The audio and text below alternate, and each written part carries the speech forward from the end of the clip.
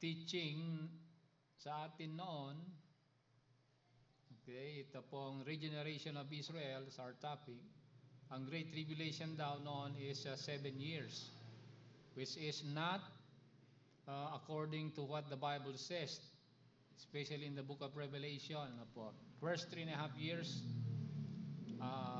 yan po ay the Antichrist will invade Israel with a peace treaty. And after 3.5 years, he will set up the abomination of desolation na binabanggit, spoken of by Daniel and mentioned by the Lord in Matthew 24. When you see the abomination of desolation speaking in Jerusalem, ano po, set up by the Antichrist, a world and a religious and economic system, a one world government, a one world currency, and one world religion set up by the Antichrist in Jerusalem. That would be the start of the abomination of desolation. Abomination of desolation, ibig sabihin, is the very reason why the Great Tribulation, the last 3.5 years, are prophesied. Ano po? So in this area, we are concentrating dito po sa last 3.5 years of the Great Tribulation period. Ano po? Now, this was prophesied also during the time of Daniel, in Daniel chapter 2 and Daniel chapter 7. So, the Babylon, Persia, and Greece and Rome are already not in existence in our time. Ano po? This is the times of the Gentiles, speaking dito po by the Apostle Paul. But in the last days, the Bible says, the Roman Empire will be revived, prophesied po doon sa Daniel chapter 2, with 10 heads or 10 toes of the great idol set up sa Daniel chapter 2. And after that, stone was cut out without hands and devoured the kingdoms of this world. So we are now dito po sa pinakadulo ng human history. Ano po? Dito po nasa paan na tayo. Ano po?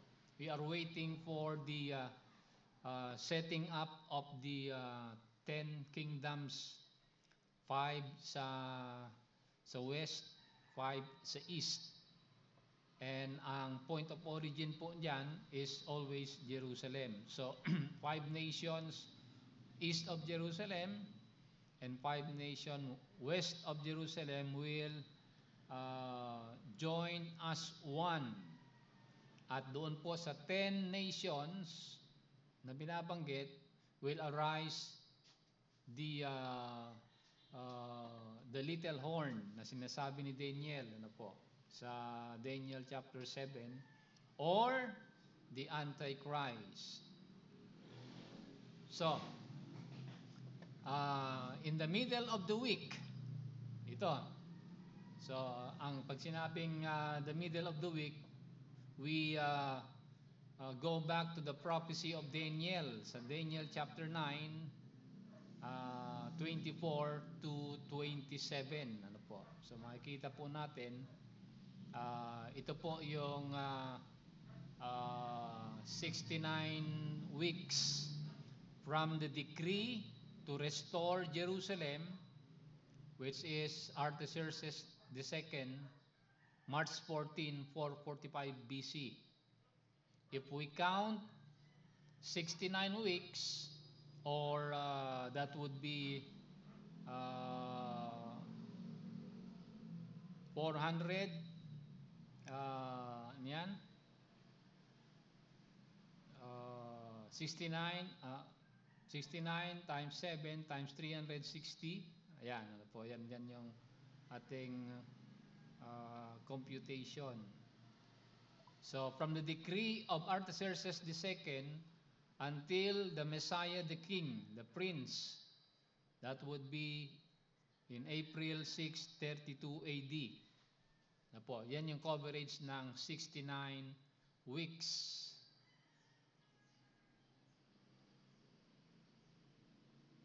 But yung 70th week, ito po yung Great Tribulation period or the Tribulation period, ano po, in the book of Revelation. So yan ang ating focus ngayong umaga. Even last Sunday, nagsimula po tayo sa lesson natin, topic natin, the campaign of Armageddon, from their gathering until the last fall of Jerusalem. At we go through history until sa 2023. Okay, 2023 is the ano po ito, official war of Israel against the Hamas. And in March 2, 2026, nagsimula naman yung gera nila against Hezbollah in the north or sa territory ng Lebanon. Ano po? So the final battle, ito po yung pinapag-usapan natin ngayong umaga, the 70th week, or particularly ito pong last 3.5 years of the tribulation period. So 7 years is the tribulation period. First 3.5 is the beginning of sorrows na sinasabi. Last 3.5 years is the great tribulation period. Ano po? Na wala na po tayo dito. Wala na po tayo dito. Ang matitira na lamang po dito. So ang object ng study natin ngayong umaga ay kung ano mangyayari sa bansang Israel. Ano ba yung mangyayari? Okay, so we need to go through ano ba ang gagawin ng Panginoon sa nation of Israel. Ano po? Here we can see clearly the fulfillment of the promise of the Lord na sinasabi po sa book of Romans. Let me show you itong Romans muna bago natin ituloy, ano po. Kasi ito yung ating pinaka-ending mamaya. Okay? Unahin natin tong ending para mayroon tayong appetizer sa mga studies po natin. Sa Romans chapter 11, ano po? Ito po yung pangako ng Panginoon na tutuparin sa Great Tribulation period. Verse 25 and verse number 26. We need to see this dahil wala na tayo dito. Hindi natin makikita ano yung mangyayari, pero dapat malaman natin, may idea po tayo, we have an idea what would be the working of the Lord. Ano po? Dito po sa Romans 11 verse number 25 and 26, where the Apostle Paul says, "For I would not, brethren, that ye should be ignorant of this mystery." So, tayo na mga raptured na, nasa langit na tayo dito, ano po, sa before the Great Tribulation period. Pero sabi ni Apostle Paul, hindi kayo dapat maging mangmang dito. Sabi niya dahil yung reason na working ng Panginoon, fulfilling His promise, would elevate also how we would worship the Lord. Again, ang knowledge po natin, ang know-how natin, ano po, would determine how we will truly worship the Lord. Ang dahilan kung bakit ang tao hindi sumasamba sa Panginoon ay kulang sila ng tamang kaalaman kung ano sinasabi ng Biblia. Ano po? So sabi ni Apostle Paul, huwag kayo dapat maging mangmang dito. Sabi niya sa verse 25. Kaya dapat malaman po natin. Okay, that you should be ignorant of this mystery. Sabi, ano po? Now, ang mystery na binabanggit po dito ni Apostle Paul ay ito pong age na kung saan yung tinatawag natin, nakita natin kanina, balikan natin yung chart natin. Okay? Ano ba yung chart natin? Yung times of the Gentiles, ano po? Ayan, ano po? Na pagdating po dito sa sa revived Roman Empire, ah, andyan po yung mystery na napapaloob na binabanggit. Okay? So, the mystery na binabanggit po dito is, this mystery is not something that is not revealed sa kapanahonan natin. Ano po? It was a mystery in the Old Testament, and yet it became a revelation in the New Testament. Ano po? So, ano po dito? Ano pong mystery na binabanggit po dito ni Apostle Paul? That blindness in part is happened to Israel. Ito yung mystery, ano po? Okay? That the whole nation of Israel were blinded. From what? From the coming of the Messiah. Okay, they did not recognize the Lord Jesus Christ when He came in the flesh and He died, as prophesied by Daniel. Bakit? Dahil, if we go back to the Second Temple period of the nation of Israel, mga kapatid, that would be 200 years before the birth of the Lord Jesus Christ. Ito pong mga scribes and Pharisees, they changed the calendar of the nation of Israel. Ano po? They changed it from solar calendar, ginawa po nilang lunar calendar. Ano po? At nagkaroon po ng diferensya po doon. Ano po ang reason nila?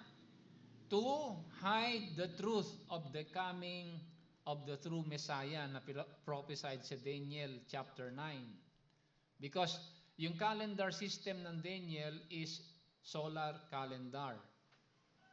So, pag ginawa mong lunar calendar na ginawa ng mga Pharisees and the scribes when they came out from Babylon and influenced by the Greeks and also by the Romans, so three times in history na bago yung calendar system ng Israel.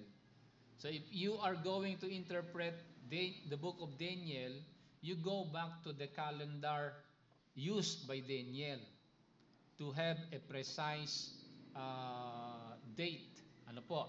So, because of this, ang nangyari, the nation of Israel were blinded of the coming of the Lord Jesus Christ. But take note, sabi po dito, blindness in part is happened to Israel. So, the whole nation of Israel were not blinded totally. May mga grupo po diyan na alam po nila na dumating ang Panginoon, like yung grupo ng mga Essenes na tinatawag. Itong mga group of Essenes ay disciples ng mga prophets that was started by the prophet Elijah.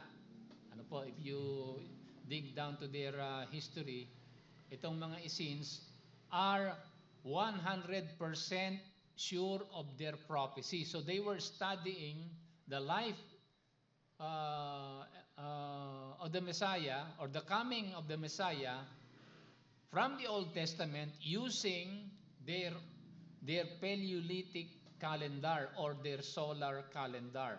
So ang calendar ng mga Essenes were solar, at binago yan ng mga Pharisees to hide the truthfulness of Daniel chapter 9. So some of them were blinded, but the Essenes, they are not blinded. Ano po? Alam po nila na dumating ang Panginoon. In fact, John the Baptist was discipled, reared according sa intertestamental history.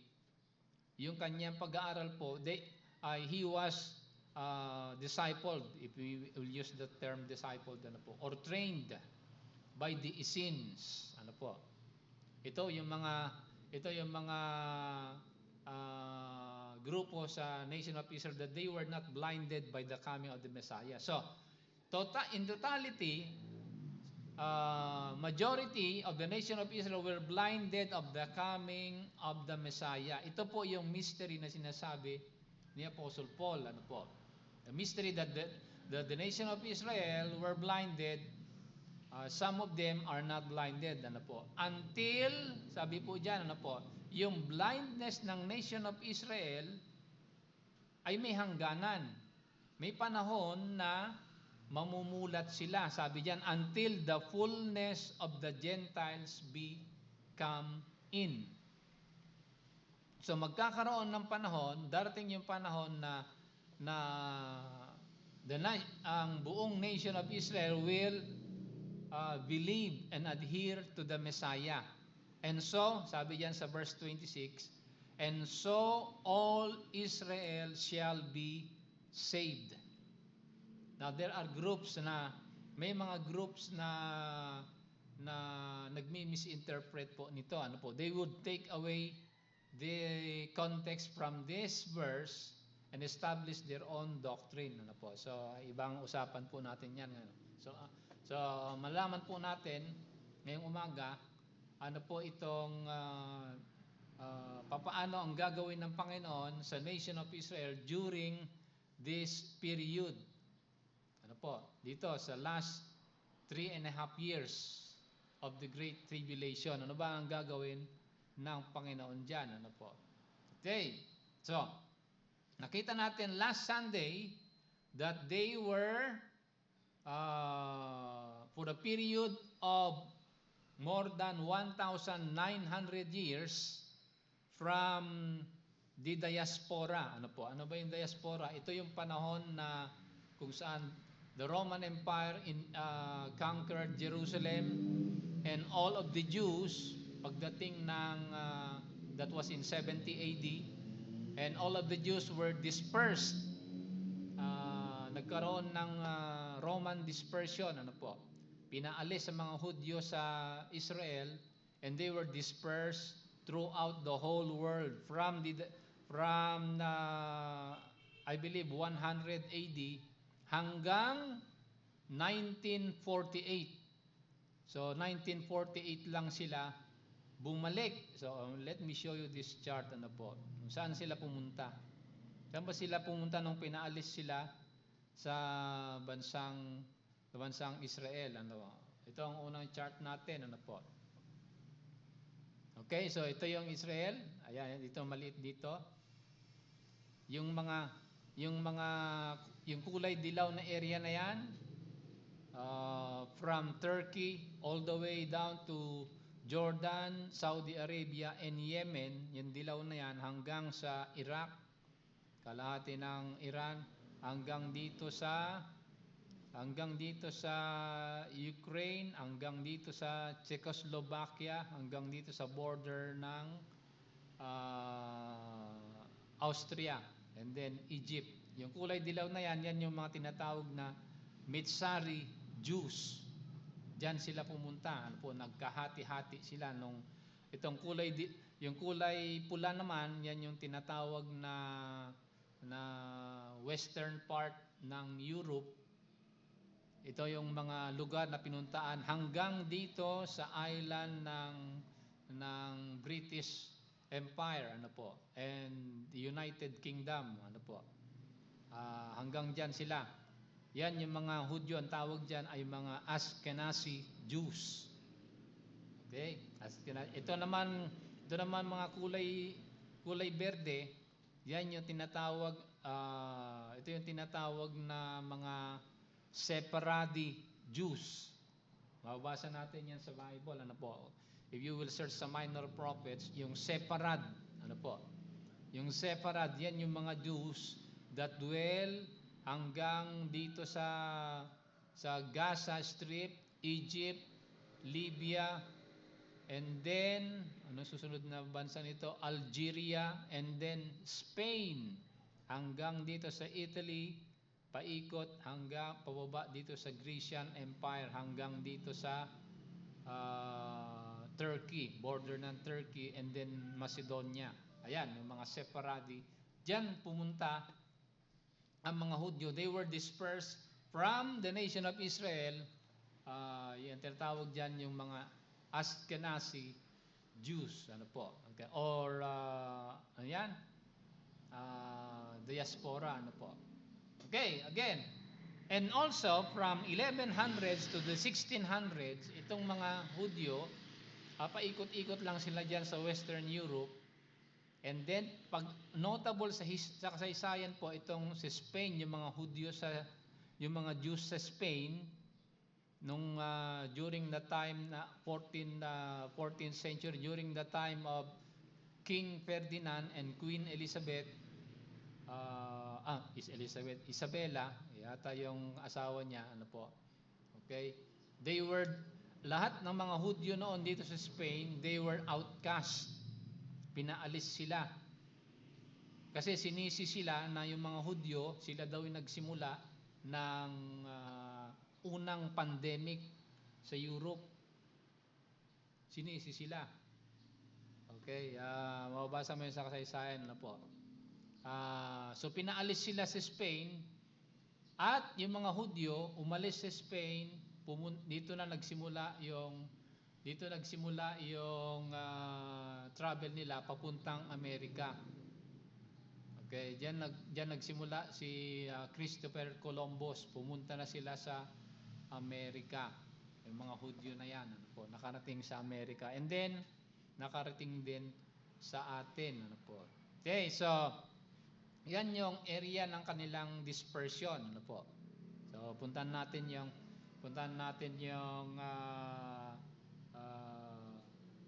ano ito, yung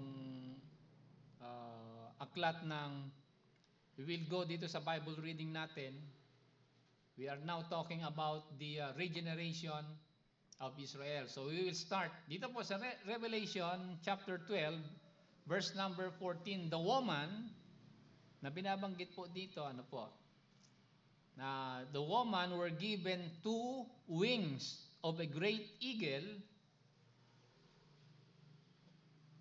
The woman being the nation of Israel, ano po, kasi kung natandaan nyo yung ating pag-aaral po dito, sabi sa verse number 13, the woman was persecuted by the dragon or Satan because he was cast unto the earth. He persecuted the woman which brought forth the man-child. So sino ito? Sino itong man-child? Referring the Messiah, ang Panginoon. Okay, nung lumabas ang Panginoon sa nation of Israel in history, okay, so nalaman natin ang nangyari. They persecuted the woman. Yung woman dito referring to the nation of Israel, ha? Okay, iba ang interpretation ng iba eh. Sabi na iba ito daw yung somebody else, ano po. But the woman here is the nation of Israel dahil diyan galing ang ating Panginoon Jesucristo. Wala nang ibang bansa pinanggalingan yan kundi ang Israel. So the woman here is Israel. So sa verse number 14, the woman were given 2 great wings. 2 wings of a great eagle. I'm sorry. She was given 2 wings of a great eagle. Now, ito po yung binary help na tinanggap ng nation of Israel. Ano ibig sabihin ng binary help? Dalawang puwersa ang nagtulong dito sa nation of Israel para, ano ba nangyari sa verse 14? She would be nourished, sabi diyan, for a time, times, and half of times. So, ito yung language sa Revelation, 3.5 years. So, balik tayo doon, ha? Sa chart natin, nasa na yung 3.5 years dito na pinapag-usapan natin? Sorry, lalagpas tayo. Yung 3.5 years dito. Let's go to sa 3.5 years. Saan na yun?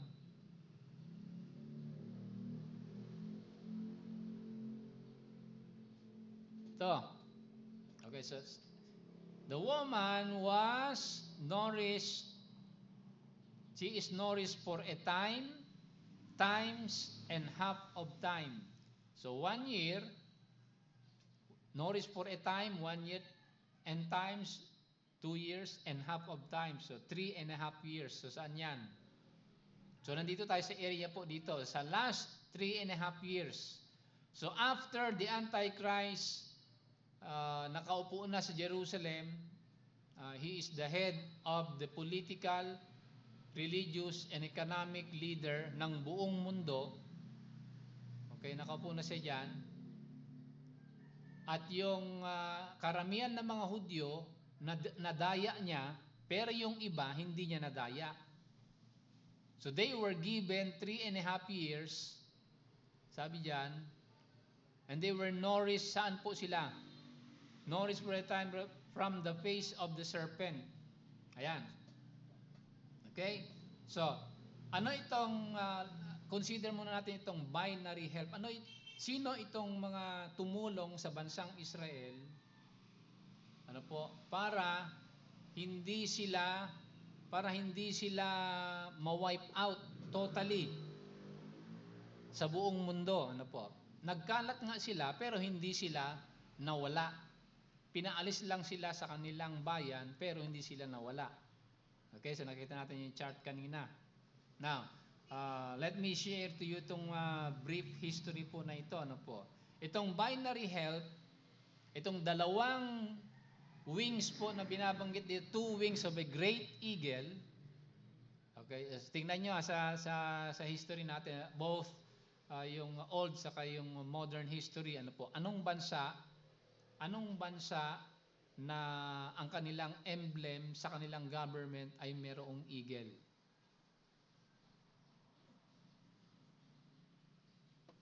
Okay? Una dyan, ang Roman Empire. Pangalawa dyan, United States. Okay? So they were given two wings of a great eagle, sabi po dyan. So, sila po ay tinulungan ng mga bansa. Sino-sinong bansa tumulong sa nation of Israel? Under the reign of Cyrus of Persia. Persia, number 1, tumulong, di ba, nung inutusan ni Cyrus ang mga Hudyo, bumalik kayo sa Israel at magtayo kayo ng inyong templo, sabi ni Cyrus noon. Ano po? Secondly, they were helped by Czechoslovakia. Kasi nung 1948, nung bumalik na sila sa kanilang bayan, ang tumulong sa kanila, nagbigay ng mga baril at mga eroplano ay ang bansang Czechoslovakia. Okay? And then, yung pangatlo, bansa na tumulong sa kanila, yung tinatawag na Balfour Declaration noong 1918. Okay? Ito yung declaration ng United Kingdom ng British Empire na ang Israel, ang mga Hudyo ay meron na silang mandate from British Empire to start a nation, and they did so in 1948. So, Persia, Czechoslovakia, United Kingdom, and then even France helped them. Ano po? Okay, ang France tumulong din sa kanila, at recently nung hindi na sila tinulungan ng France, ang sumalo sa mga Hudyo ay ang United States, ang kakampi nila ngayon sa kapanahonan natin. So yan yung unang pakpak na tumulong sa Israel. Ano naman yung pangalawa? Kasi sabi dito, the women were given two wings of a great eagle. Yung una, yung mga bansa, at pangalawa, itong mga grupo. Sinabi natin kanina, we have established kanina, even in our recent studies, ano po? Ito pong group, sino ba itong mga group of people that helps the nation of Israel? Ano po? Okay, silently. Kapag itong mga bansa na tumulong sa kanila, they help Israel openly kasi mga government sila, malalakas sila na Meron silang mga connection, mataas yung kanilang pera, ano po. Okay? Pero may mga ibang grupo pa na tumulong sa kanila, sa Nation of Israel, silently. Ito yung mga tinatawag na mga Netzarim. Okay? Itong mga Netzarim, ito po yung, if you dig down sa, if we dig down sa ancient history po natin, particularly during the time after the apostles, during the time of the church fathers, ano po, okay? May mga write up po diyan, ano po. Even sa time ni even sa time ng sino tong Jewish historian, itong Jewish historian na were taken captive by the Roman Empire. Nalimutan ko lang pangalan niya, ano po. Okay. Si Josephus, ano po. Meron silang sinulat patungkol sa mga grupo po nito, ano po. Itong mga Netzarim.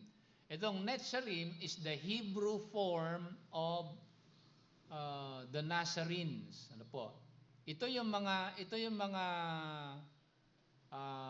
tawag ng mga tao, okay? Kasi babasahin mo sa Book of Acts, ang mga first disciples daw ng Panginoon are the Christians. Hindi po totoo yun, ano po. Okay? Half-truth lamang po yun. Yung mga first disciples ng Panginoon, they were called the Netzarim. Netzarim, ano po. Okay? Netzarim, makikita natin yung mamaya sa Old Testament. Kasi nagsimula sila sa Old Testament. Ito nga yung mga second group of people that helped the nation of Israel. So they were helped. Itong woman was helped by two great wings of a great eagle, ano po, for 3.5 years. At siyempre, okay, pagdating sa verse number 15, the serpent cast out his mouth water as a flood after the woman, ano po. Ibig sabihin, nung tumakbo ito ay setting nito sa Great Tribulation na po ito, ha? Okay? Nung tumakbo ang mga remnant ng Nation of Israel, hinabol ni Antichrist sa verse 15. Hinabol sila. Papunta saan? Papunta sila saan? They were attacked by the Antichrist sa verse 15. But the earth, sabi po dito sa verse 16, tingnan sa verse 16, ha? Okay. The earth helped the woman. So dalawang help na ito, di ba? Una, sa verse 14, Israel was helped by the nations and the Netzarim. Pagdating po ni Antichrist, inatake sila ulit. Ang tumulong naman sa Israel is the earth. Okay, anong pamamaraan ng pagtulong po ng earth po dito? Earth, the physical earth. Ibig sabihin, nung inatake ni Antichrist itong remnant ng Israel, nagkaroon ng massive earthquake. Okay? Kaya ang sabi po dito, the earth opened her mouth and swallowed up the flood. Okay? So nung hinabol nila ang mga remnant ng Israel papunta sa desert, nagkaroon ng great earthquake. Okay, an intervention of the Lord. So sa verse number 17, makikita po natin ano po. The remnant of Israel, ang sabi po dito, and the dragon was wroth with the woman and went to make war with the remnant of her seed. So, ibig sabihin, sa pasimula, alam na po natin kanina, sa yung chart natin, sa pasimula, sa first 3.5, lumabas si Antichrist as a peaceful, loving leader. So maraming nadayang mga Israelites diyan. Pagdating sa midst of the tribulation, he set up the abomination. Okay? At nung sinet up yung abomination of desolation, yung mga remnant tumakbo saan sila tumakbo dito? To make war with the remnant, sabi sa Revelation 12 verse number 17. Ayan. Okay? So yan yung setting ng pag-aaral po natin ngayon. So tingnan natin yung gathering na ginawa ng Panginoon, yung kanilang descriptive gathering. Ito po ay literal na gathering ng nation of Israel, gathering in and for the name of the Lord. Okay, so tingnan natin, ano po. Puntahan natin yung aklat ng Hosea chapter 1, ano po. Hosea chapter 1 verse number 11. Ano itong binabanggit po dito? Basahin natin ito. Tingnan nyo ha. Sa verse number 11, asan na ba yung arrow dito para mapalaki natin? Ayan, Hosea 1:11. Then the children of Israel, the children of Judah and the children of Israel were gathered together and appoint themselves one head. O tingnan nyo itong Hosea 1:11 ha. Ang gathering ng Panginoon sa Israel, kasi they were separated, di ba? The northern kingdom, they were called Israel. Yung southern kingdom, tinatawag silang Judah, the kingdom of Judah. But in Hosea 1:11, the Bible says, then shall the children of Judah, the southern kingdom, and the children of Israel, the northern kingdom, be gathered together. Ayan, so merong gathering na mangyayari. Kailan sila i-gather po dito? Descriptive yung kanilang gathering para po sa Panginoon. At dahil sa Panginoon, ano po? Ibig sabihin, every time we gather is only for the Lord's sake, for His glory. Sabi diyan, ano po? Chapter 3. Tingnan niyo sa chapter 3, verse number 4 ng the same book natin, yung Hosea chapter 3, verse number 4. Verse number 4. Tingnan nyo ha.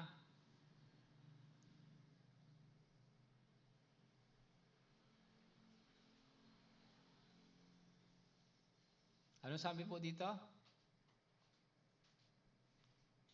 For the children of Israel shall abide many days. Tingnan nyo ha. Okay. They shall abide many days without a king, without a prince, without a sacrifice, without an image, without an ephod, and without the teraphim. Ano po dito? Hanggang verse number 5. After shall the children of Israel return and seek the Lord their God and David their king, and shall fear the Lord and His goodness in the latter days. Pansinin nyo itong salitang in the sa verse 5, in the latter days. Pag sinabing latter days yan, we are speaking about, balik sa chart natin dito sa latter days, the last 3.5. Bakit latter days? Kasi ito yung Great Tribulation period, ano po? Okay, so ang setting po ng Hosea chapter 3, the children of Israel shall abide many days. Ano nga ibig sabihin na shall abide many days? Yung sinabi ng Book of Revelation kanina, tatakbo sila sa desert and they will be nourished for a times and a half of them, for 3.5 years. Okay? So nakita natin, so they shall abide for many days, sabi diyan, and the children of Israel return and seek the Lord. Sabi po dito, in the latter days. So ito po yung tinatawag na tribulation gathering. Ano po? Dito po. Possibly, saan po sila? Saan sila nag-gather? Saan sila nag-gather? Tingnan natin ng sneak peek saan sila mag-gather. Mag-gather sila sa Isaiah, sinasabi sa Isaiah 63, verse number 1. Tingnan nyo, sabi dito, Who is this that cometh from Edom with dyed garments from Bosra? This that is glorious in his apparel, traveling in the greatness of his strength, I that speak in righteousness, mighty to save. Sino ito? Sino ito? Ang Panginoon yan, mga po. So they are gathered safely sa desert place na ang tawag po dyan ay Bosra. Ano po? Pag-aralan natin yan na maigi maya-maya. So, the children of Israel return in the latter days. Sabi diyan sa chapter 3 ng di ba? ng verse 5 ng Hosea. Diyan, sabi yan sa last days, di ba? They be their king and shall fear the Lord and his goodness in the latter days. Okay? Now, speaking about the latter days, let us give a supporting verse na ito nga ay speaking about the great tribulation period. Pag sinabing latter days, meron din diyan binabanggit si prophet Isaiah, di ba? Sa Isaiah, let's go sa Isaiah chapter 2. Basahin, tingnan niyo after doon po. Isaiah chapter 2 verse number 2. Ayan. And it shall come to pass in the last days. Okay, similar yan sa latter days, ha? In the last days, that, ano mangyayari? The mountains of the Lord's house shall be established in the top of the mountains and shall be exalted above the hills, and all the nations shall flow unto it. So, great tribulation period po dito, ano po? Okay? Yung tong mountains of Israel, the house of the Lord established, ano po? The mountains of the Lord's house shall be established. That is the Mount of Olives. Okay? At meron din binabanggit yan ni Prophet Jeremiah sa kanyang sulat sa Jeremiah chapter 30. Verse number 24. Again, binabanggit dito yung verse number 24. The fierce of the Lord, the fierce anger of the Lord shall not return until he had done it, until he had performed at the intents of his heart. Kailan? In the latter days ye shall consider it. So ito po ay latter days, ito ay great tribulation period yan. Ang setting po yan, mga kapatid. Ano po? At meron din binabanggit yan si Ezekiel chapter 38. Marami po ito pero puntahan natin dahil mahalaga. Verse number 8 and 16. Binabanggit din dyan. Ano po? Saan yan? After many days, again, yung many days referring to the great tribulation, but thou shalt be visited in the latter years. Okay? Verse number 16 also, binabanggit, nandiyan din yan yung latter days, di ba? It shall be in the latter days. Again, so great tribulation period ang setting po niyan, mga kapatid. At sabi ko nga, even in Daniel, nakita natin kanina yung chart natin. Tingnan niyo yung Daniel chapter 2, verse number 28. Ito yung nakita nating chart kanina. Ano po? Saan na ba? Ay, nawala. Daniel chapter 2, verse number 28. Ayan. Reveal it and make it known to the king Nebuchadnezzar what shall be in the latter days. Okay? So ito yon yung chart natin kanina. Saan naman yung chart na ito? Daniel chapter 2, the latter days dito sa pinakapaa ng Great Colossus, yung revived Roman Empire. So that is the Great Tribulation period. At lastly, sa aklat ni Micah, Micah chapter 4. Oh, yan. Again, the Bible says, but in the last days it shall come to pass that the mountains of the house of the Lord shall be established above in the top of the mountains, and it shall be exalted above hills, and people shall flow unto it. So ayan, nakita natin, ano po mga kapatid, na itong kanilang gathering is descriptive. It is a literal gathering for the Lord's name, mga kapatid. So yan yung mahalaga malaman po natin ngayong umaga. Ito makikita natin sa aklat ng Micah na ang kanilang gathering, in fact may statement pa si Micah sa kanyang sa chapter 2. Tingnan natin sa chapter 2. Sa Micah chapter 2 verse number 12. Ano po sabi sa verse number 12? Tingnan, ito basahin natin. I will surely assemble, O Jacob, all of thee. I will surely gather the remnant of Israel.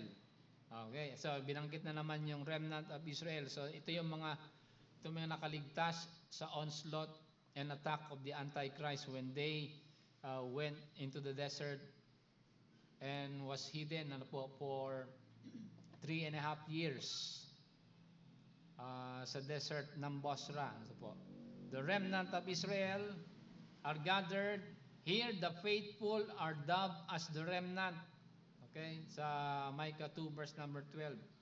And those that kept and have the testimony of the Lord Jesus Christ.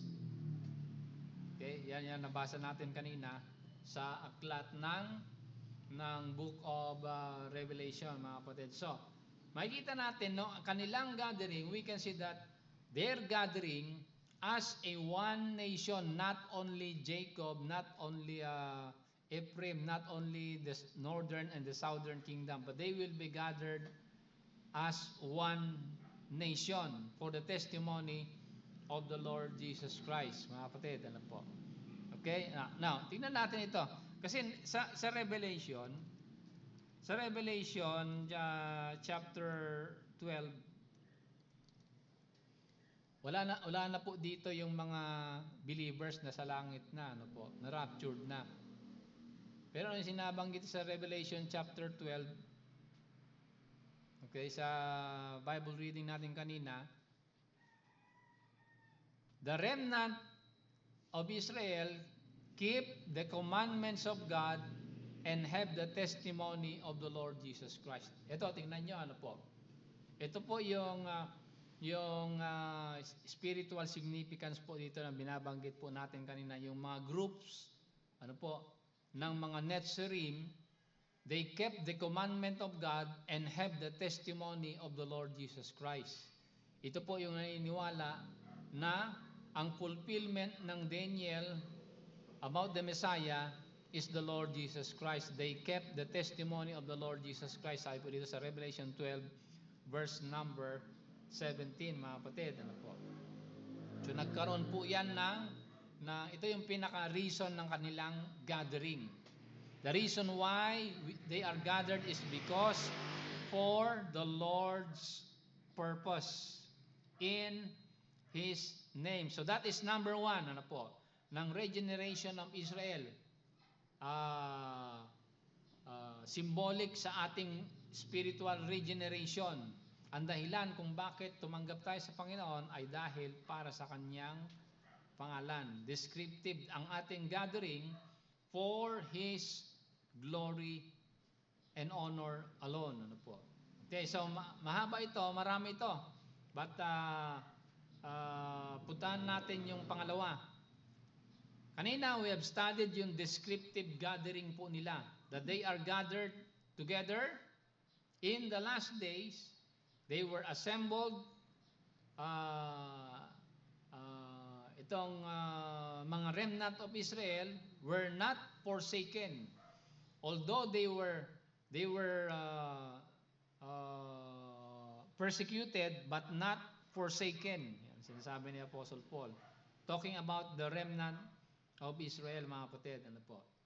Secondly, consider natin yung kanilang diversity ng kanilang diversified gathering po nila. Ano ibig sabihin ng diversified gathering? Kasi nung sila ay nagkalat sa buong mundo, let's see, punta natin yung chart natin.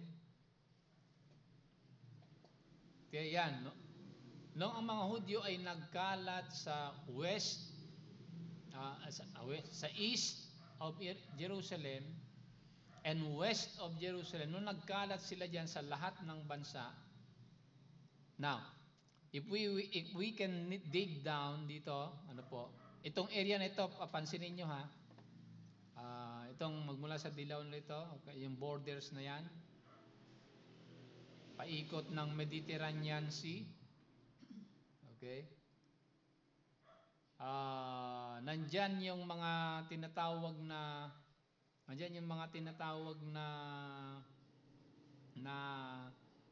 punta natin yung chart natin.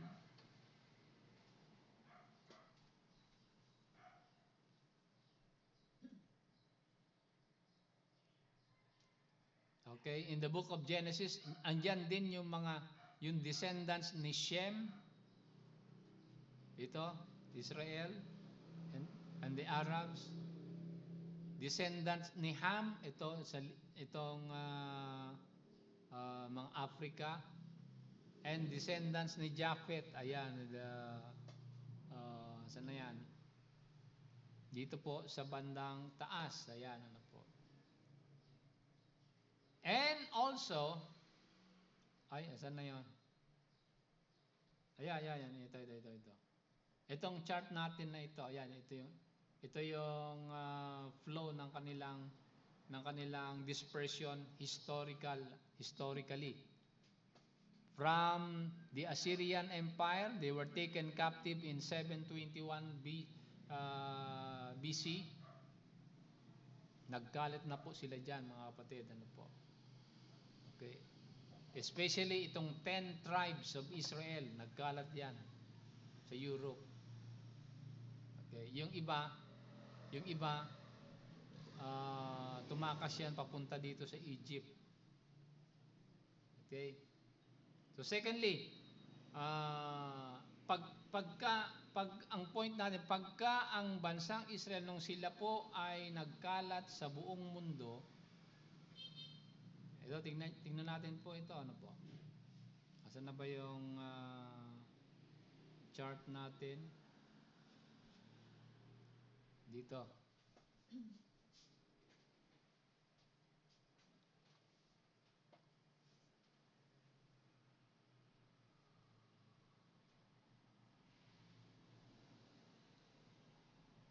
Nung sila po ay nagkalat sa buong mundo, okay, nagkaroon sila ng diversities of gifts and talents. Okay. Itong diversified gathering na binabanggit na, you will consider this, ano po. Speaking of diversities of gifts and gathering, kasi itong isang pinaka-trademark ng mga Hudyo, ng mga Jews, ano po. Now, ang usapan natin ngayon is all about Jews dahil dito sa Great Tribulation period, wala nang mga Kristiyano dito, mga Hudyo na lang natitira dito sa mundo na they are keeping testimony of the Lord. Ano po. Okay, so nung nagkalat sila sa buong mundo, they are influenced. Halimbawa, nung pumunta po sila sa Babylon, they were influenced by the traditions and the culture of the Babylonians.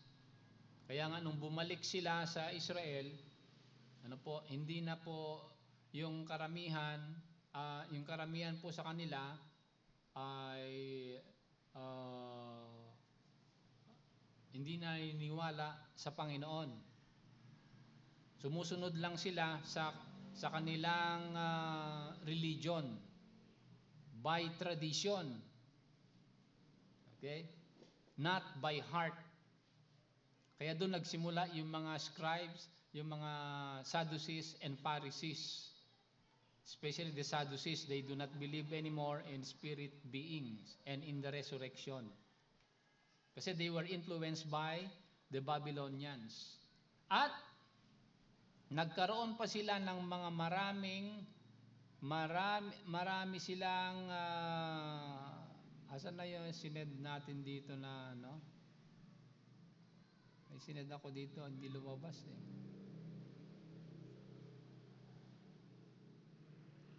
Okay, refresh nga natin. Nagkaroon sila ng maraming flow, ano po, pagdating sa kanilang religion and in their morality and even in their ethics, ano po.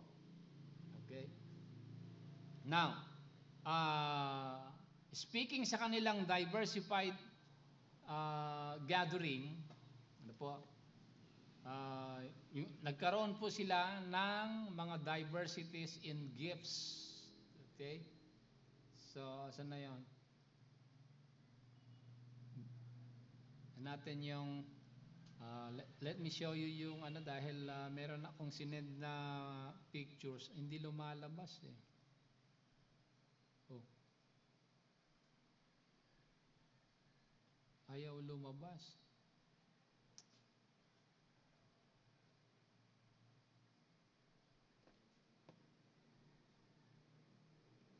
Anyway, doon natin puntahan yung mga pictures. Nung nag-gather po sila, they were influenced by different nations and nagkaroon po sila ng tinatawag na different form of worships or the way of living po nila, nabago po yung way of living nila. Kaya nga ngayon sa kapanahunan natin, majority ang Israelites ngayon hindi naniniwala sa Panginoon because they are influenced by different teachings, ano po. Sumusunod lang sila sa kanilang religion as by tradition, ano po. Okay? But when it comes to their gifts and talents, kahit na sila po ay pumunta sa iba't ibang parte ng mundo, meron pong grupo sa kanila na hindi po nalilimutan yung kanilang pagiging tunay na tagasunod ng ating Panginoon, ano po. Tingnan niyo, ano po. Let me show you dito sa first sa Isaiah chapter 11, ano po. Let's go to Isaiah chapter 11.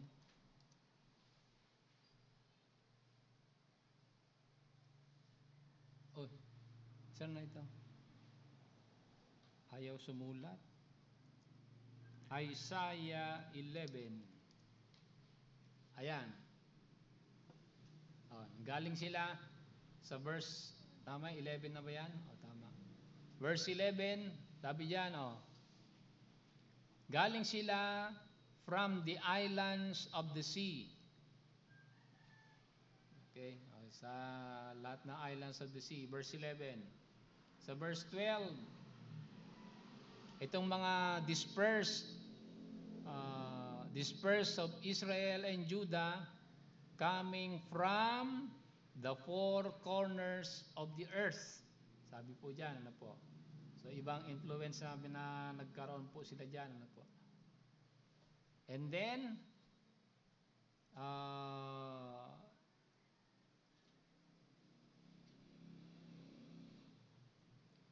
tinawag po silang mga outcast of Israel and the dispersed of Judah. Okay? From the four corners of the earth daw yan. Ano po? Dito makikita natin that the whole nation of Israel is diversified in location but never forgot yung kanilang way of worshiping the Lord. Yung tinatawag nilang the Shema and the Halil. Ano po? Yun yung kanilang form of worship eh. Yung sa book of Deuteronomy na, Hear, O Israel, the Lord your God is one Lord. Sabi po doon, ano po, sa chapter 6. Natin puntahan doon dahil mahaba po tayo dyan, ano po, kapatid. But the term hear doon, it's more than just hearing. Pag sinabi mong hear, pag sinabi ni Moses na hear, O Israel, that means intindihin mo yung sinasabi ng kautusan ng Panginoon, 613. Pangalawa, planuhin mo papaano mo gagawin. Hindi pwedeng mag-absent doon. Ano po? Okay? Pag sinabing hear, ang center ng buhay mo ay ang Panginoon. Ano po? Karamihan sa atin ang pagka panahon na ng paglilingkod sa Panginoon ay nakakalimutan natin siya. Ano po? Sa kanila hindi. Pag yan ay appointed time ng ating Panginoon, sila po ay sumusunod po yan. Ano po? Yan ay ibig sabihin na hear, O Israel. Ano po? And because of that, puntahan natin yung papaano, kasi galing sila sa iba't ibang parte ng mundo, iba't iba ang ugali, iba't iba ang way of life. Papaano sila pinag-isa ng Panginoon? Kasi mahirap pagkaisahin yung iba't iba ang kaisipan, iba't iba ang pamamaraan ng buhay. Papaano sila pinag-isa ng Panginoon? Okay? Papaano? Kasi sabi dito sa Jeremiah, if you go to Jeremiah chapter 3, mga kapatid, ito sinasabi ng Panginoon, ano po? Verse number 18. Tingnan nyo, let's see. Jeremiah 3, verse number 18. The Bible says, In those days, the house of Judah, the southern kingdom, shall walk with the house of Israel. And they shall come together out of the land of the north, to the land that I have given for an inheritance unto your fathers. Sabi dyan, ano po? Tingnan nyo itong northern kingdom and saka itong southern kingdom, kung babasahin nyo po doon sa Old Testament, laging nag-aaway yan. Aaway sila palagi. Ano? Minsan, may kwento sa Old Testament na yung ibang tribe na sa kabilang ilog. O sabi ng kanilang captain, sabi ni Joshua noon, ito yung password ha, pag hindi alam bigkasin ito, papatayin mo sila, sabi niya. Okay? So, may tao na tumawid sa ilog, anong password? So, merong nakalimutan ko yung word na sinabi. Pero sinabi niya yung word, pero hindi kasing tunog ng kanilang wording. Ibig sabihin, nagkakaiba yung salita nila. Iba yung salita nila. Parang dito sa atin, iba ang diction ng north, iba ang diction ng south. Okay, o sabihin ng north, o sabihin mo hell. O sasabihin naman sa north, hill. Oy, mali. Hell, sabihin mo, hindi hill. Ganun nangyari sa Old Testament eh. Okay. So, nung nagkamali yung password, hindi pinapasok. Hindi pinatawid sa ilog.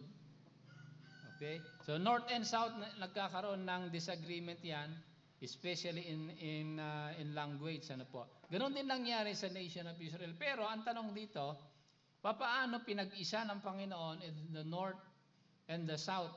Kasi sabi sa Jeremiah 3:11, In those days, the house of Judah, South, shall walk with the house of Israel.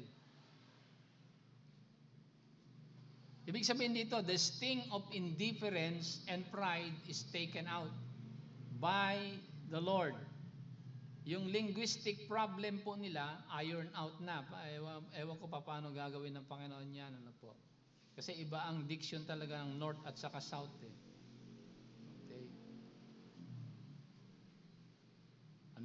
Northern part mga mountainous area 'yon. Iba ang diction ng nasa bundok, iba ang diction na nasa baba. There's no more north and south. All are one po dito. The house of Judah shall walk with the house of Israel. Papaano? Hindi natin alam ang Panginoon nung gagawa diyan, ano po. Sa millennial kingdom, malalaman po natin paano gawin ng Panginoon. How will the Lord unify itong mga tao na iba't iba ang lingwahe, iba't iba ang pagsasalita, iba't iba ang ugali, galing sila sa iba't ibang bansa sa buong mundo, paano pagkakaisahin na Panginoon yan? Okay, so abangan natin yan dahil that is another form of, another way, another motive of elevating our worship to the Lord, mga kapatid. Ano po? Okay, chapter 23. Tingnan natin sa chapter 23 ni Jeremiah. Jeremiah chapter 23. Verse number 5. The Bible says this. Okay, din natin sa verse number 5.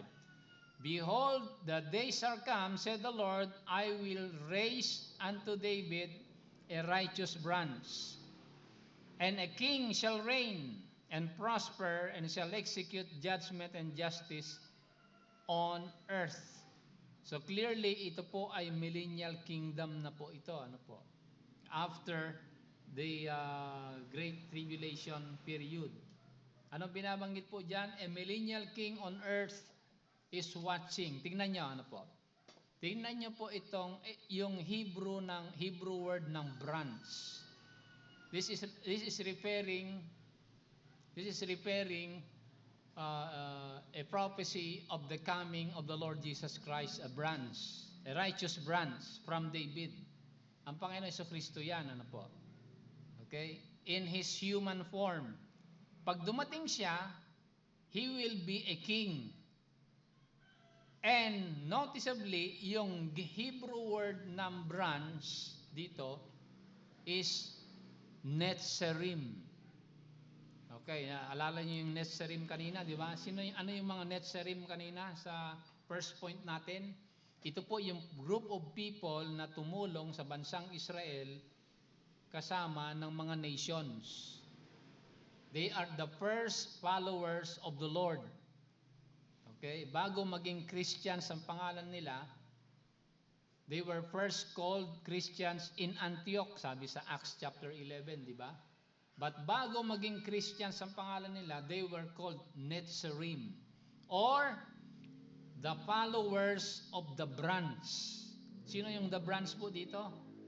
The Lord Jesus Christ. Ano po? So, a millennial king is watching. Ano po? Verse number 6. Ano po sabi dyan? Tingnan nyo ha. Tingnan nyo. In his days, Judah, the southern kingdom, will be saved, and Israel shall dwell safely. So itong dalawa, the north and the south, wala na silang pag-aaway-away dito. They will be as one. Paano ka mag-aaway kung ang nakatingin sa iyo, nag-aari ang Panginoon? Nandyan, ano po? Ako, hindi pwede mag-aaway dyan. Okay? Judah shall be saved and Israel shall dwell safely. Sabi diyan sa verse number 6. And verse number 8, tingnan niyo sa verse number 8. Sa verse number 8, tingnan natin sa verse number 8 ha. The Lord liveth, which brought up and which led the seed of the house of Israel out of the north country, from all countries whither I had driven them, and they shall dwell in their own lands. Yung all countries dyan na na pinuntahan natin kanina throughout Europe, ano po, east and west part, ano po, na pinuntahan nila. Ibig sabihin po dito, the reproach of Egypt is forgotten. Ano po? Ano ba yung reproach of Egypt? Yung curse of Egypt na tinanggal ng Panginoon. Ano po? Ito po yung pinaka-source na pag-aaway ng North and South, pag-aaway ng Northern Kingdom and the Southern Kingdom. Okay? Ito po yung pinaka-root cause ng kanilang disagreement. Kaya nga, binabanggit din ng Panginoon sa book of John, di ba? Sa John chapter 4, nung kinausap niya yung Samaritan woman. Anong sabi ng Samaritan woman? Samaritan woman, Samaria is Northern Kingdom yun eh. Anong sabi ng Samaritan woman? Sabi ng mga tatay ko, sabi niya, ang aming pananambahan ay dito sa bundok, hindi sa Jerusalem, sabi niya. Doon sa bundok ng Ephraim, sabi niya. Not in Jerusalem. Kayong mga Hudyo kayo, sabi ng babae. Kayong mga Hudyo kayo, sumasamba kayo sa Jerusalem. Pero kami na mga Samaritans, mga Northern Kingdom kami, hindi kami sumasamba sa Jerusalem, sabi niya, di ba? Sumasamba kami sa Mount Nebo, sa bundok ng southern part ng Israel, sabi niya. Ano po? Pero ang sabi ng Panginoon, darating, believe me woman, sabi ng Panginoon, the hour cometh, and now is, sabi niya, that neither ye shall worship in your mountain or in any mountain, but in the Lord Himself, sabi ng ating Panginoon. Basahin niyo sa John chapter 4, yan ang kanilang. So, ang pinaka-unifying factor po dito, ay ang ating persona ng ating Panginoon. Siya mismo ang gagawa siya magtatanggal ng mga sting of indifferences between individuals, between North and the South. And balikan natin, ano ba yung root cause ng pag-aaway? Ano ba yung root cause ng pag-aaway ng bansang Israel? Ano po?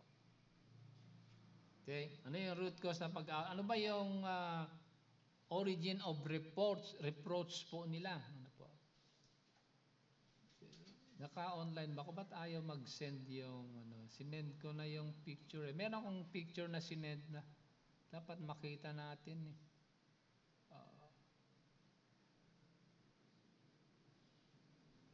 Wala, ayaw mag-send eh. Anyway, so continue na po natin dito, ano po. Nasa ano tayo? Jeremiah 23. Judah is safe and Israel are dwelling safely, and they came from all countries, and the reproach of Egypt is forgotten, sa verse number 8. And sa chapter 31, let's go to chapter 31.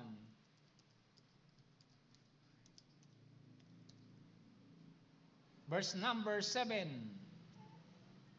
Bible says this. Tingnan niyo mga kapatid. For thus said the Lord God, sing with gladness for Jacob, and shout among the chief of the nations, publish ye, praise ye, and say, O Lord, save thy people, the remnant of Israel. Ano ito?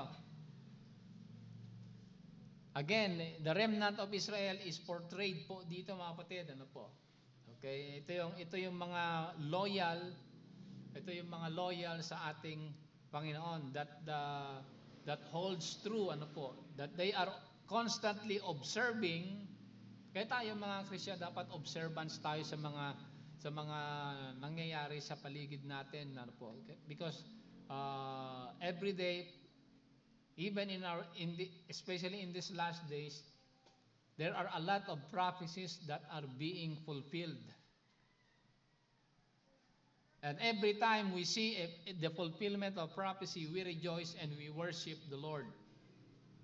Kapag ikaw ay tunay na sumasamba sa Panginoon at hindi ka nagbabantay ng mga fulfillment ng prophecies, ay hindi, paano ka sasamba sa Panginoon? Ano po?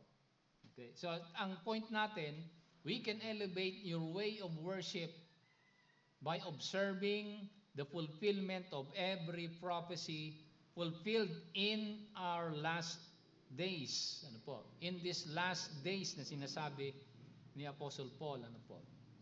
Okay, so God saved the people, ano po, the remnant of Israel, sabi po dito sa verse number, Jeremiah 31, verse number 7. Okay. They came from the north and the coast of the earth. And tingnan nyo sa verse number 9, ito yung pinaka maganda, ano po. So verse number 9, 31 verse 9. Verse 9 ba ito? Ito. Okay. They shall come with weeping and with supplications. I will lead them.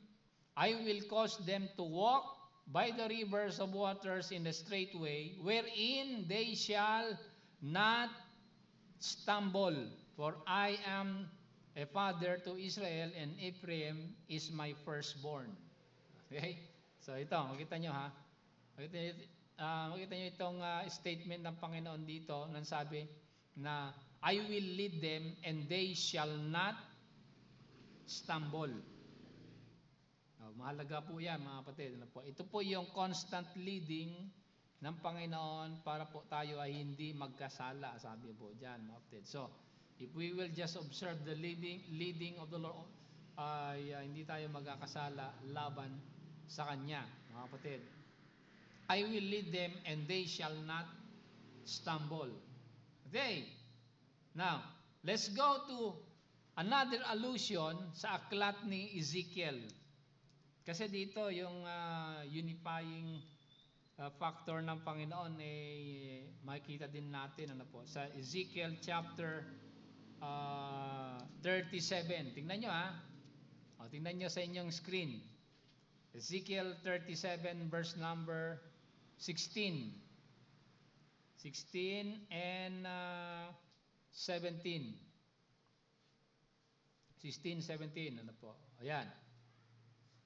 Sabi dito ni Ezekiel, moreover, thou son of man, take thee one stick and write upon it for Judah and for the children of Israel, his companions. Then take another stick and write upon it for Joseph, the stick of Ephraim, and for all the house of Israel and his companions.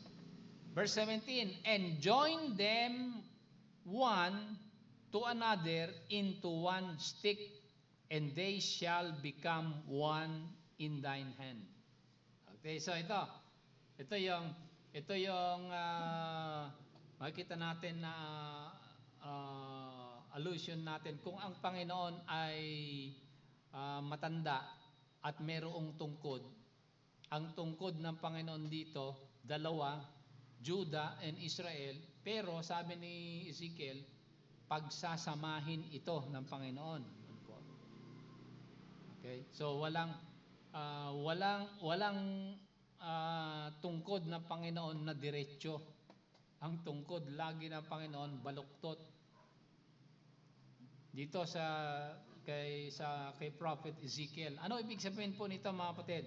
Judah and Israel as one from the heathen, kasi galing sila sa ibang bansa di ba? Sa verse 21. Ayan, sa verse 21. Behold, I have taken the children of Israel from among the heathen. Siyempre na-impluensyahan sila. Magkakaiba ang kanilang ugali. But in verse 22,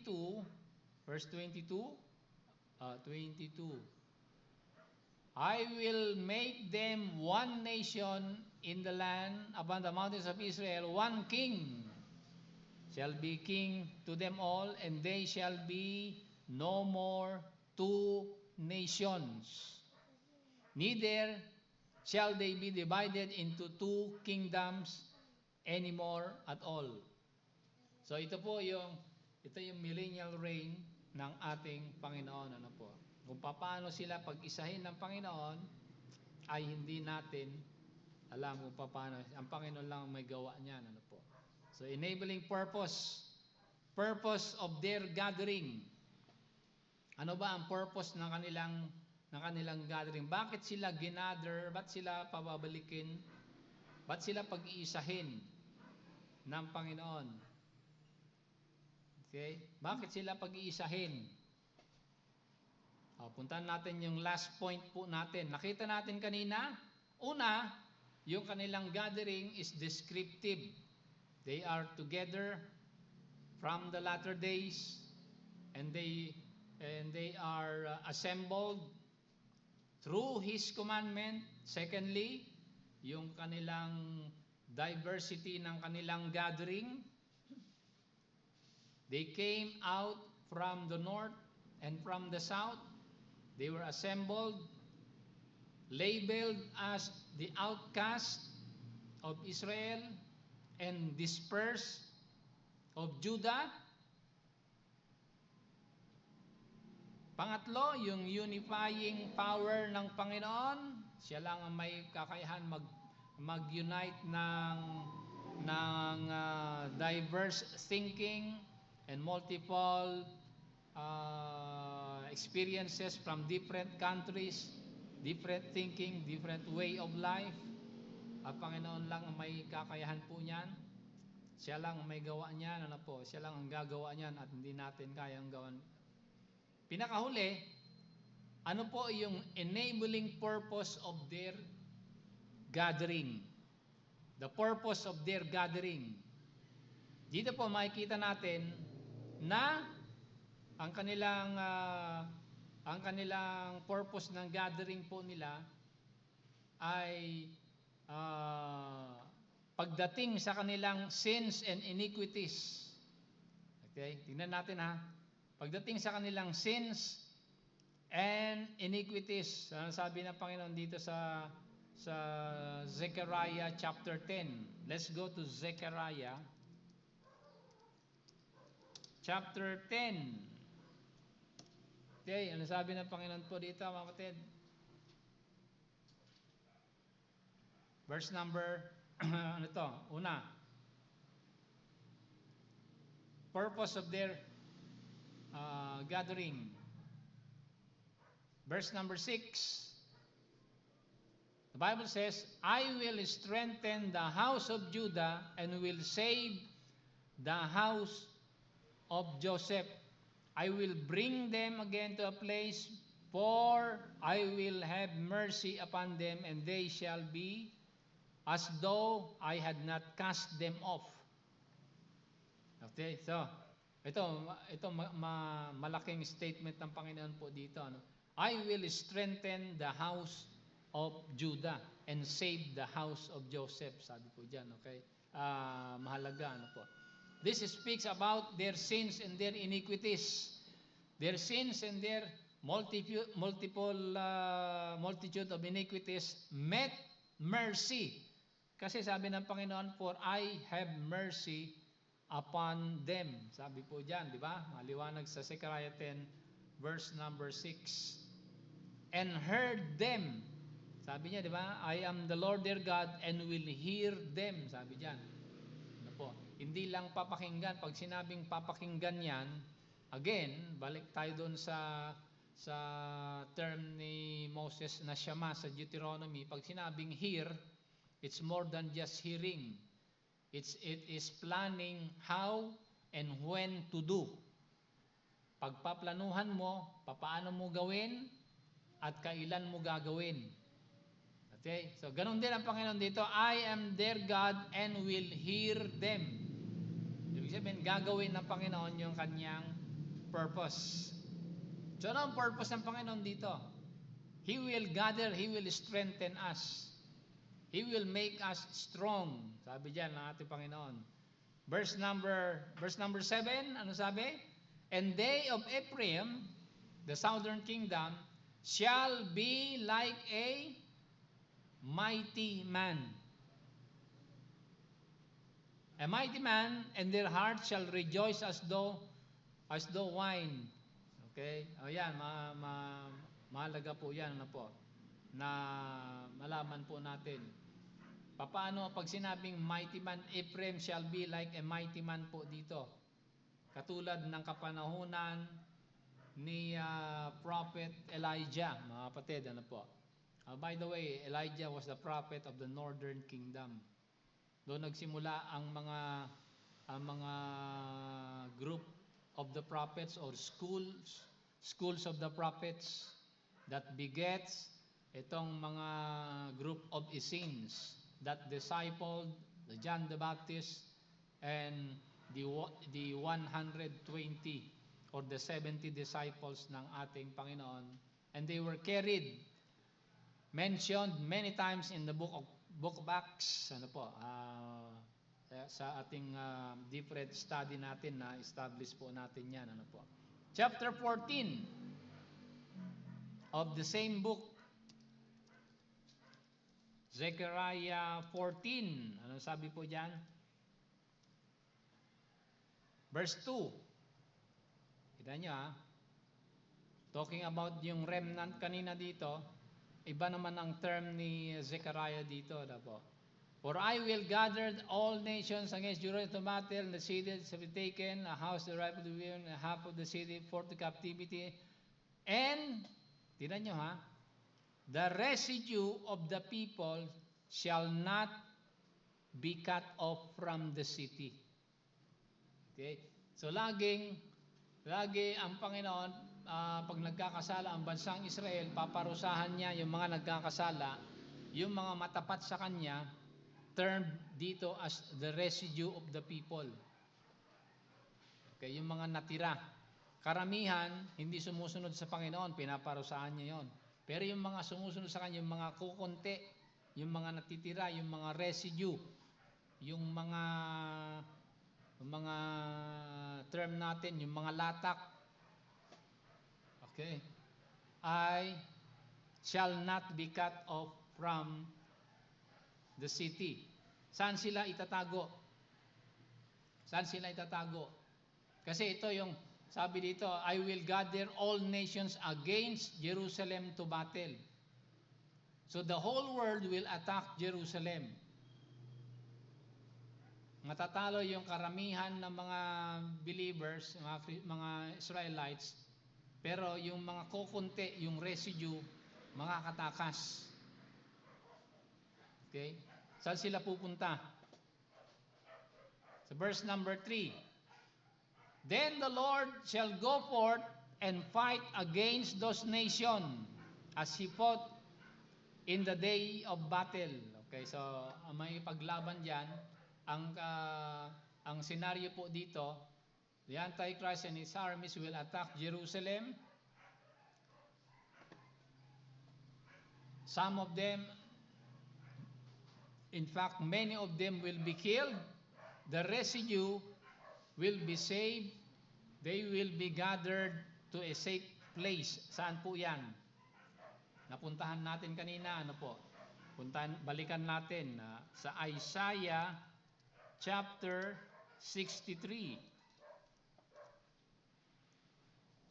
Okay? Kasi sabi diyan na makikipaglaban ng Panginoon, di ba? So, puntahan natin yung Battle of Jerusalem.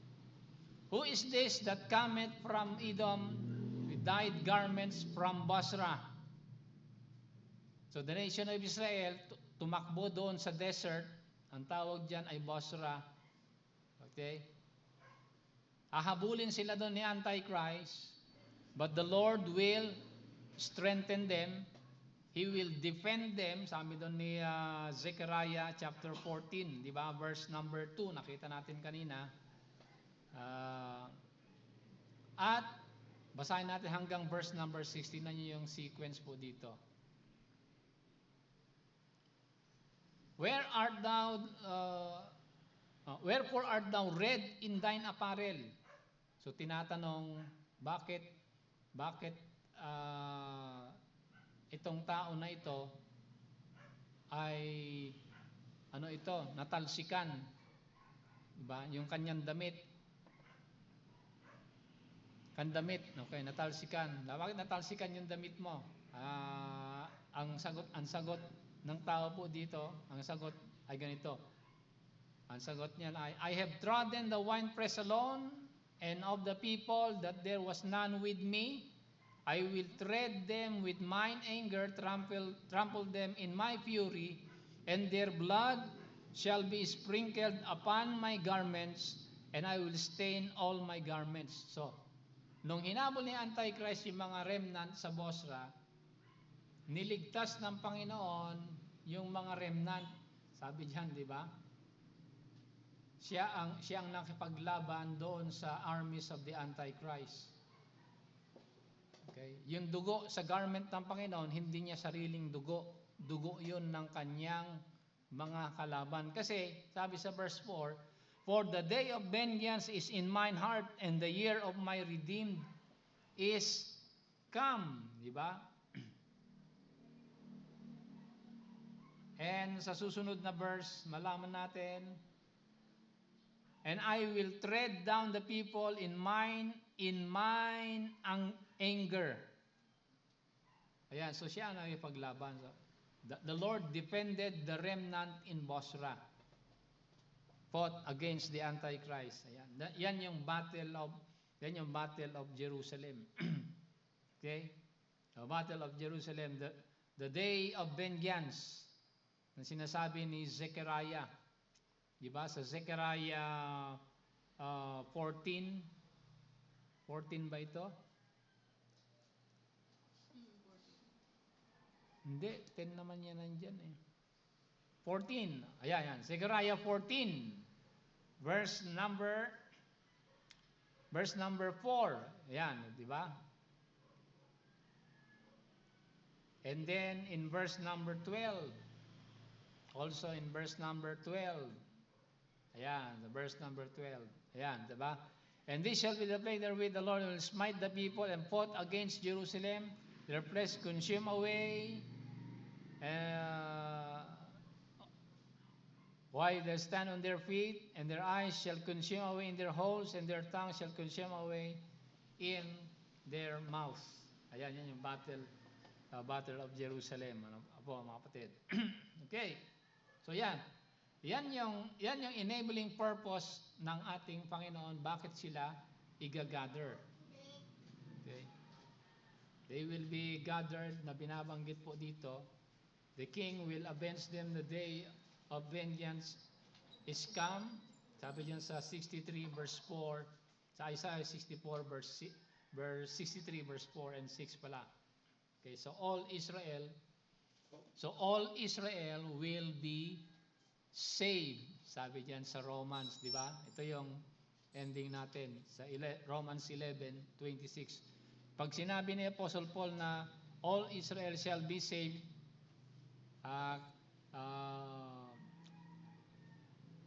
ang interpretation ng iba, lahat ng tao.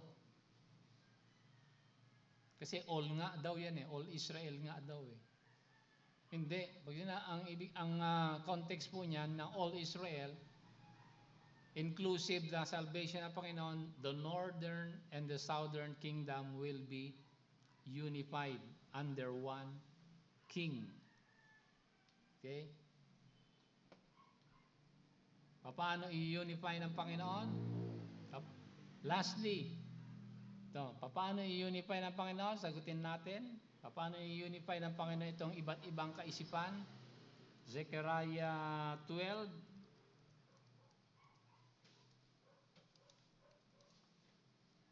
Zechariah 12, verse number 10. Tignan nyo ha. Verse number 10. I will pour upon the house of David and upon the house of Jerusalem the spirit of grace and supplication. And they shall look upon me whom they had pierced. Okay? So, paano tatanggalin ng Panginoon yung spirit of indifference po nila? The salvation ng Panginoon, ang kaligtasan ng Panginoon. Kapag ang tao po ay totoong nakakilala sa Panginoon, north and south, the southern kingdom, they will be unified in the Messiah. Kasi the Lord will pour out, sabi po dito, the spirit of grace and supplications. There is no more more powerful unifying factor in the world rather than ito pong salvation ng ating Panginoon, mga kapatid. The spirit of grace and supplication. Okay, wala nang ibang magkakaisa ng tao maliban lang po 'yan, ano po. Sa spirit of grace and supplication. And also sa Zechariah chapter 13,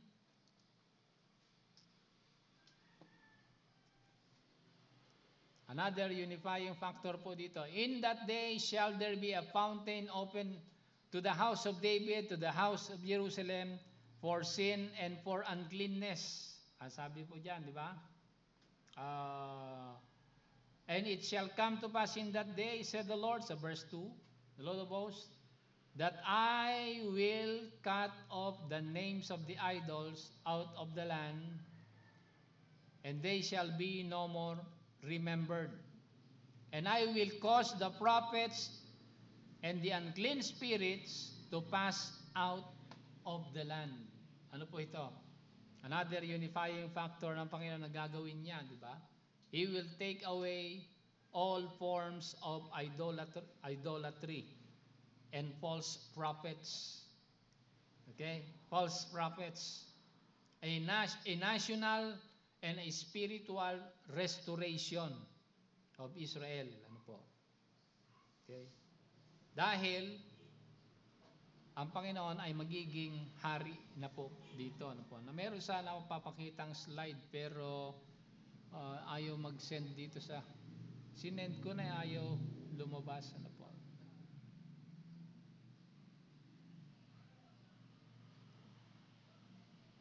So yan po yung topic natin ngayong umaga about the regeneration of Israel.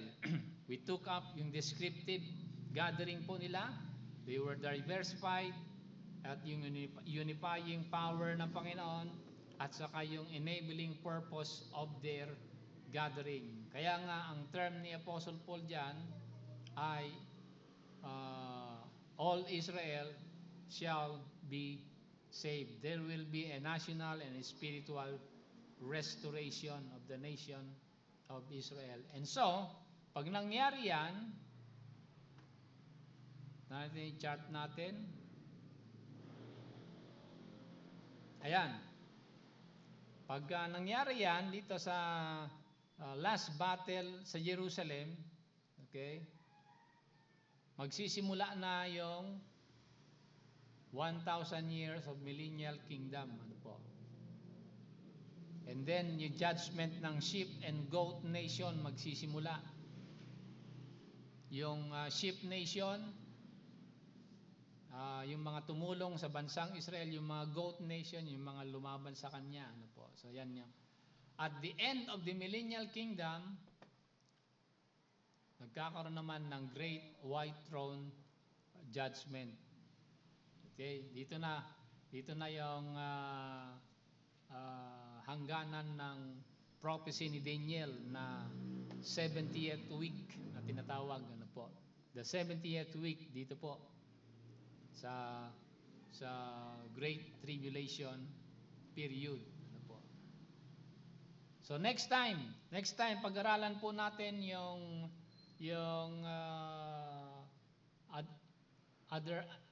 another angle po ng Great Tribulation, which is the clean up, ano po, of the battle.